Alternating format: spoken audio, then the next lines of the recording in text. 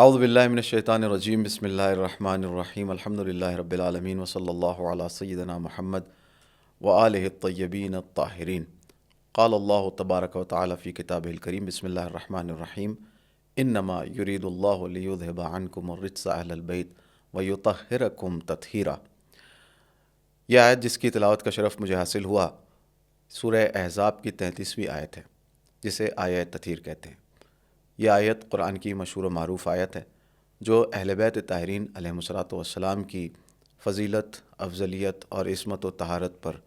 واضح دلیل ہے، اس لیے کہ تمام شیعہ علماء و مفسرین اور تمام بلکہ بیشتر علماء اہل سنت اور مفسرین اہل سنت کا اس بات پر اتفاق ہے کہ یہ آیت اہل بیت طاہرین علیہم الصلوۃ والسلام کے حق میں اور ان کی فضیلت کو بیان کرنے کے لیے اللہ نے نازل کی ہے۔ ابن عباس، ابو سعید خدری، ام سلمہ، حضرت عائشہ، حضرت زینب بنت جحش، بہت سارے دیگر صحابہ، سب نے یہ نقل کیا ہے کہ یہ اہل بیت اطہار علیہم الصلوۃ والسلام کے سلسلے میں نازل ہوئی ہے، اور یہی اہل بیت شان نزول ہیں اس کا۔ جیسا کہ طبری نے اپنی کتاب میں یہ بات لکھی ہے اور ابی سعید خدری سے یہ روایت نقل کی ہے کہ جہاں وہ روایت کرتے ہیں کہ قال رسول اللہ صلی اللہ علیہ وآلہ وسلم، رسول اللہ صلی اللہ علیہ وسلم نے فرمایا نزلت هذه الآیۃ فی خمسۃ، یہ آیت 5 لوگوں کے بارے میں نازل ہوئی ہے، یعنی پنجتن پاک کے بارے میں نازل ہوئی ہے۔ فیہ، میرے بارے میں، رسول فرما رہے ہیں میرے بارے میں، وفی علی و حسن و حسین و فاطمہ، میرے بارے میں، علی کے بارے میں، حسن و حسین اور حضرت فاطمہ زہرا سلام اللہ علیہا کے بارے میں یہ آیت نازل ہوئی ہے۔ اس آیت کا محور وہ حدیث قصہ ہے، اور اس آیت کی شان نزول وہ حدیث قصہ ہے جو منابع اہل سنت اور منابع شیعہ میں موجود ہے، بکثرت لوگوں نے اس کو نقل کیا ہے۔ دوبارہ میں عرض کروں کہ جناب عائشہ، جناب ام سلمہ اور ابو سعید خدری، انس بن مالک، سعد بن ابی وقاص جیسے لوگوں نے اس کو روایت کیا ہے، اور بھی دیگر صحابہ نے۔ صحیح ستہ میں یہ حدیث قصہ موجود ہے، اور طبری نے اس حدیث کو 16 طریقوں سے اور 10 صحابیوں سے نقل کیا ہے، یعنی گو کہ یہ حد تواتر کو پہنچتی ہے اور اس کا انکار نہیں کیا جا سکتا ہے۔ اب میں آپ کے سامنے حدیث قصہ کا متن بعض اہل سنت کتب میں جو آیا ہے اس کو میں آپ کے سامنے پیش کرنا چاہتا ہوں۔ سب سے پہلے حضرت عائشہ کی روایت صحیح مسلم میں آئی ہے، اور اس میں حضرت عائشہ کیا کہتی ہیں کہ قالت عائشہ خرج النبی غداۃ وعلیہ مرۃ مرحل من شعر اسود، کہ نبی مکرم صلی اللہ علیہ وسلم صبح صبح نکلے اور ان کے جسم پر کالی ردا تھی۔ فجاء الحسن ابن علی فادخلہ، حسن ابن علی علیہ الصلوۃ والسلام آئے، ان کو چادر کے اندر شامل کر لیا۔ ثم جاء الحسین فدخل معه، پھر امام حسین آئے، ان کو بھی شامل کر لیا۔ ثم جاءت فاطمہ فادخلها، اس کے بعد حضرت فاطمہ زہرا آئیں، ان کو بھی شامل کر لیا چادر کے اندر۔ ثم جاء علی فادخلہ، پھر حضرت امیر کائنات آئے، ان کو بھی داخل کر لیا۔ جب سب جمع ہو گئے چادر کے اندر تو یہ آیت نازل ہوئی، یعنی شان نزول اس آیت تطہیر کا یہی واقعہ ہے۔ آیت نازل ہوئی انما یرید اللہ لیذہب عنکم الرجس اہل البیت ویطہرکم تطہیرا۔ تفسیر ثعلبی میں ایک اور انداز میں حضرت عائشہ سے جو روایت آئی ہے دلچسپ ہے، وہ سنیے کہ عوام بن حوشب اپنے چچازاد بھائی سے نقل کرتے ہیں جن کا نام مجمع یا مجمع تھا۔ وہ نقل کرتے ہیں کہ میں اپنی والدہ کے ساتھ حضرت عائشہ کے گھر گیا، دخلت مع امی علی عائشہ فسألتها امی عن خروجها یوم الجمل، تو میری والدہ نے حضرت عائشہ سے سوال کیا واقع جمل کے بارے میں، تو انہوں نے کیا جواب دیا؟ انہوں نے جواب دیا انہ کان قدرا من اللہ سبحانہ، کہ وہ تو اللہ کی تقدیر تھی، ہم نہ جانے کیسے وہ اللہ کی تقدیر ایسے سنگین واقعے کو کہہ رہے ہیں کہ امام وقت کے سامنے خروج کیا، اتنے لوگ مارے گئے ان کی وجہ سے، تو یہ کیسے تقدیر الہی کہہ رہی ہیں اپنی اس حرکت کو۔ ثم سألتها عن علی، پھر میری والدہ نے جناب عائشہ سے حضرت علی علیہ الصلوۃ والسلام کے بارے میں ان سے سوال کیا، تو حضرت عائشہ نے کہا فقالت تسألینی ان احب الناس کان الی رسول اللہ، تم اس کے بارے میں مجھ سے سوال کر رہی ہو جو رسول اللہ کے نزدیک سب سے محبوب تھا، وزوج احب الناس کان الی رسول اللہ، اور اس کی بات کر رہی ہو جو شوہر تھا اس فاطمہ زہرا سلام اللہ علیہا کا، جو خود بھی رسول اللہ کے نزدیک سب سے زیادہ محبوب ذات تھی۔ لقد رأيت عليا وفاطمة وحسنا وحسينا جمع رسول اللہ صلی اللہ علیہ وسلم یثوب علیہم بثوب علیہم، کہ رسول اللہ صلی اللہ علیہ وسلم نے ان پنجتن کو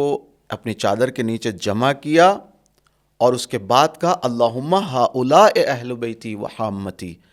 اے پروردگار تو گواہ ہے کہ یہ میرے صرف اور صرف یہی لوگ میرے اہل بیت ہیں، یعنی خود جناب عائشہ، خود جناب ام سلمہ، خود جناب زینب بنت جحش، سب نے اسی قسم کی روایت نقل کی ہے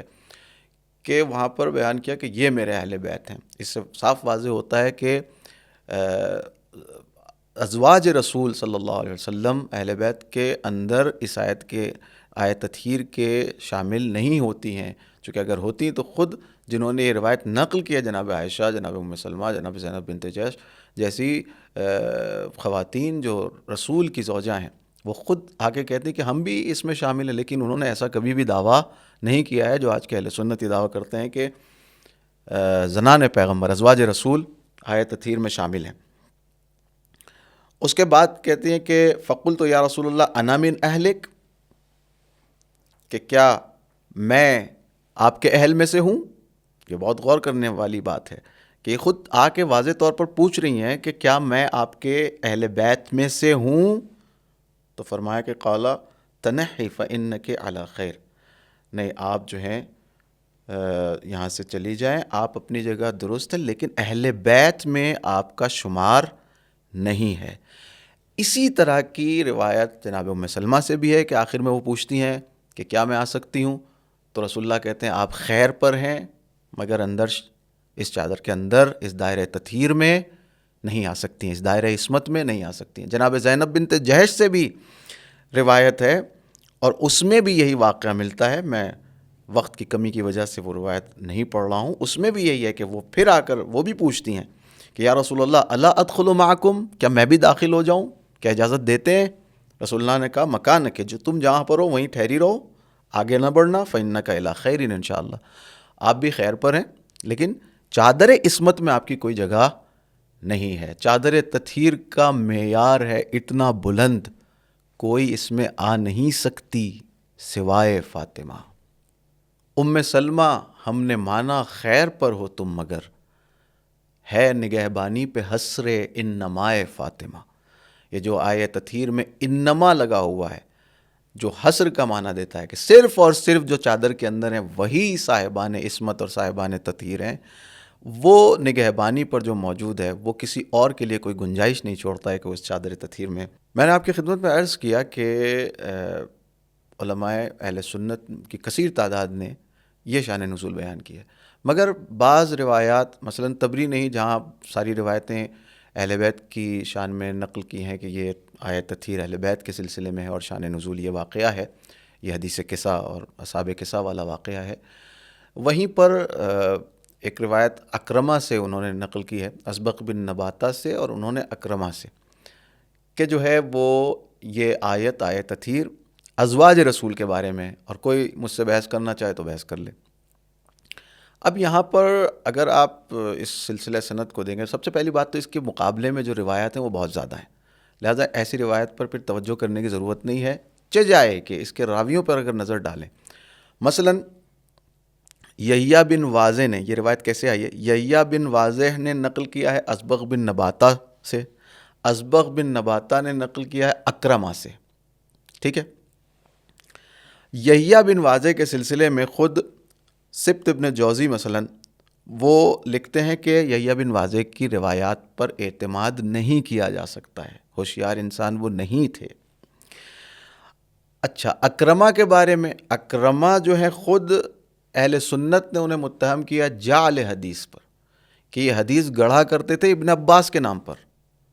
یعنی حضرت ابن عباس کے نام پر یہ اکرمہ نام حدیث گڑھ کے لوگوں میں پھیلا دیا کرتے تھے۔ خود اہل سنت کا اس سلسلے میں اعتراف ہے، اور خوارج کی طرف یہ گرائش رکھتے تھے، میلان رکھتے تھے، رجحان رکھتے تھے.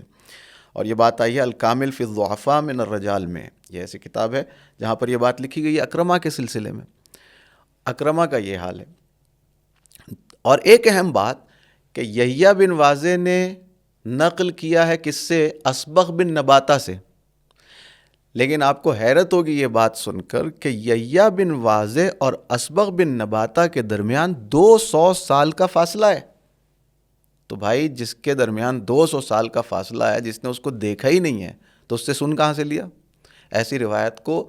مقطوع سند کہا جاتا ہے. اس کی سند کٹی ہوئی ہے، بریدہ ہے. اور جو مقطوع احادیث ہوتی ہیں ان کی طرف جو ہے توجہ نہیں کی جاتی، وہ ضعیف احادیث ہوتی ہیں، ان پر اعتبار نہیں کیا جا سکتا ہے. اور اسبغ بن نباتہ سے نقل کر دیا، جبکہ اسبغ بن نباتہ مولا امیر المومنین علیہ الصلوۃ والسلام کے شدید شیدائی ہیں. تو کیسے ہو سکتا ہے کہ مولا امیر المومنین علیہ الصلوۃ والسلام تو خود تو اس بات کے قائل ہوں کہ آیت تطہیر ہماری شان میں نازل ہوئی ہے؟ مثلا خود مولا امیر المومنین کی یہ حدیث ہے، جمعنا رسول اللہ صلی اللہ علیہ وسلم فی بیت ام سلمہ کے گھر پہ ہم سب کو جمع کیا، میں، انا و فاطمہ و حسنا و حسینا، مجھے، فاطمہ کو، حسن کو اور حسین کو. ثم دخل، اور اس کے بعد خود بھی شامل ہو گئے اس میں، اور پھر یہ آیت نازل ہوئی. تو حضرت علی علیہ الصلوۃ والسلام جب خود قائل ہیں تو اسبغ بن نباتہ جیسا صحابی ہے امیر المومنین، سچا صحابی، وہ کیسے ہو سکتا ہے کہ وہ کہے کہ نہیں ان کے بارے میں نہیں، ازواج رسول کے بارے میں؟ یہ غور کرنے کی بات ہے. اور رہی بات اکرمہ نے ابن عباس سے وہ روایت نقل کی ہے کہ یہ آیت ازواج رسول کے بارے میں، جبکہ ابن عباس کی مسلمہ جو حدیث ہے وہ یہ ہے، روایت جو انہوں نے نقل کی ہے وہ یہ ہے کہ انہوں نے، ابن عباس کہتے ہیں کہ رسول اللہ صلی اللہ علیہ وسلم نے حسن و حسین و علی و فاطمہ کو جمع کیا اور ان کے اوپر ایک چادر ڈالی، اور اس کے بعد کہا اللہم ہؤلاء اہل بیتی، اے پروردگار تو شاہد رہے کہ یہی صرف اور صرف یہ میرے اہل بیت اور میرے حامی ہیں. فَأَذْهِبْ عَنْهُمُ الرِّجْسَ وَطَهِّرْهُمْ تَطْهِيرًا، لہٰذا تو ان سے ہر طرح کی پلیدگی کو دور رکھ اور انہیں ایسے پاک رکھ جو پاک رکھنے کا حق ہے. اور خود وہ ابن عباس کہتے ہیں کہ یہ آیت حضرت علی، امام حسن، امام حسین اور حضرت فاطمہ زہرا اور رسول اللہ صلی اللہ علیہ وسلم کے بارے میں نازل ہوئی ہے. تو یہ حدیث جو اکرمہ سے وارد کی گئی ہے، ظاہر ہے کہ اہل بیت اطہار علیہ السلام کی فضیلت کو کم کرنے کے لیے، گھٹانے کے لیے، اور آیت تطہیر جیسی عظیم فضیلت کو چھیننے کے لیے کام کیا گیا ہے. تو ظاہر ہے کہ ایک طرف ہمارے پاس روایات کا انبار ہے جو کہہ رہی ہیں کہ یہ آیت تطہیر اہل بیت اطہار علیہ السلام کے بارے میں آئی ہے، اور ایک طرف اس طرح کی روایت ہے جس کا کوئی اعتبار نہیں، اعتماد نہیں، جس کے راوی بھی ضعیف ہیں. تو یہ کسی طرح سے قابل اعتبار و اعتماد نہیں ہے. اور یہ آیت اہل بیت اطہار کی عصمت پر دلیل ہے، ان کے معصوم ہونے پر دلیل ہے. چونکہ اتنی تاکیدیں آئی ہیں اس آیت کے اندر، جو لوگ عربی گرامر سے واقف ہیں وہ اگر اس میں غور کریں، یہاں پر کہنے کا مقام نہیں ہے چونکہ میں بیان بھی کروں گا تو بہت سے عوام جو عربی نہیں جانتے وہ نہیں سمجھ پائیں گے. اتنی زیادہ ایمفسائز کیا ہے پروردگار نے، اتنی تاکیدیں رکھی اس میں، ایک نہیں کئی بار مسلسل طریقے سے، مسلسل اور الگ الگ انداز میں تاکیدیں رکھی ہیں، جس سے واضح ہوتا ہے کہ تاکید کے ساتھ اللہ کچھ کہنا چاہ رہا ہے. اور وہ یہ کہنا چاہ رہا ہے کہ اللہ کا ارادہ یہ ہے کہ اے اہل بیت آپ کو اس طرح سے پاک رکھے جو پاک رکھنے کا حق ہے، اور آپ سے ہر طرح کے رجس کو، ہر طرح کی پستی کو، ہر طرح کی گندگی کو دور کر دے، دور رکھے. اتنی تاکیدوں سے یہی واضح ہوتا ہے جو اللہ نے رکھی ہے اس آیت میں کہ کوئی عام اللہ کا ارادہ نہیں ہے، عام ارادہ نہیں ہے، بلکہ خاص ارادہ ہے، خاص اللہ کا اہتمام ہے. ورنہ عام ارادہ تو اللہ نے سب کے لیے کیا ہے کہ بھائی سب پاک زندگی گزاریں، سب گندگیوں کو خود سے دور کریں، سب اچھے سے رہیں، سب ایک نیک زندگی گزاریں، جیسا کہ اس آیت میں آیا ہے کہ ما یرید اللہ لیجعل علیکم من حرج، اللہ تم پر کوئی ایسا حرج و مرج اور کوئی مشقت نہیں لانا چاہتا ہے، ولیکن یرید لیطہرکم، اللہ یہ شریعت بھیج کر، یہ احکام بھیج کر یہ چاہتا ہے کہ تمہیں پاک کر دے. تو یہ تو عام ارادہ ہے. اگر عام ارادے کی بات ہوتی تو یہی ارادہ تشریع جس کو کہتے ہیں، یہ اگر ارادہ تشریع یہاں پہ بھی آئے، تطہیر میں بھی ہوتا تو الگ سے کہنے کی کیا ضرورت تھی؟ وہ تو اللہ نے کہہ ہی دیا ہے کہ اللہ سب کو چاہتا ہے کہ سب پاک ہو جائیں. لیکن الگ سے اہل بیت کے بارے میں آیت تطہیر میں اسی ارادے کا آنا یہ بتاتا ہے کہ یہ ارادہ پھر وہ ارادہ نہیں ہے، یہ خاص ارادہ ہے جسے ارادہ تکوینی کہتے ہیں، اور جب ارادہ تکوینی ثابت ہو جاتا ہے تو یہیں سے عصمت اہل بیت علیہ الصلوۃ والسلام ثابت ہو جاتی ہے کہ اللہ سبحانہ و تعالیٰ کا نے اہل بیت اطہار علیہ الصلوۃ والسلام کو معصوم بنایا ہے، ہر طرح کے رجس سے، رجس پہ مطلق آیا ہے، ہر طرح کے رجس سے، پستی سے، گندگی سے، گناہ سے انہیں دور رکھا ہے اور پاکیزہ بنایا ہے، اور پاکیزہ ایسی نہیں، پاکیزہ رکھنے کی طرح پاکیزہ رکھا ہے، یطہرکم تطہیرا، پاکیزہ رکھنے کی طرح پاکیزہ رکھا ہے۔ یہ تمام تاکیدیں اس بات کی دلیل ہیں کہ یہ آیت عصمت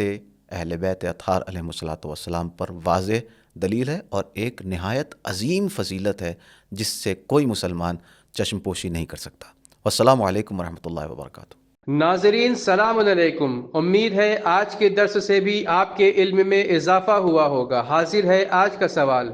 کس اہل سنت عالم نے 16 طریقے اور 10 اصحاب سے نقل کیا ہے کہ آیہ تطہیر اہل بیت علیہم السلام کی شان میں نازل ہوئی ہے؟ آپ کے آپشنز ہیں: option A Abu Jafar Iskafi, option B Abu Hanifa, option C Ibn Hajar مکی، یا آپشن ڈی طبری۔ ناظرین، جواب دینے کا صحیح طریقہ یہ ہے، سب سے پہلے اس سوال کے جواب کا صحیح آپشن لکھیے، جیسے اے، بی، سی یا ڈی۔ اس کے بعد اپنا نام، اپنے والد کا نام، اپنے شہر کا نام، کنٹری، اور آخر میں اپنا موبائل نمبر بھیج کر ایک ہی میسج میں ہم کو اپنے میسج اپنے واٹس ایپ نمبر سے بھیج دیں۔ ہم آپ کے جواب کے منتظر ہیں۔ تب تک کے لیے خدا حافظ، فی امان اللہ۔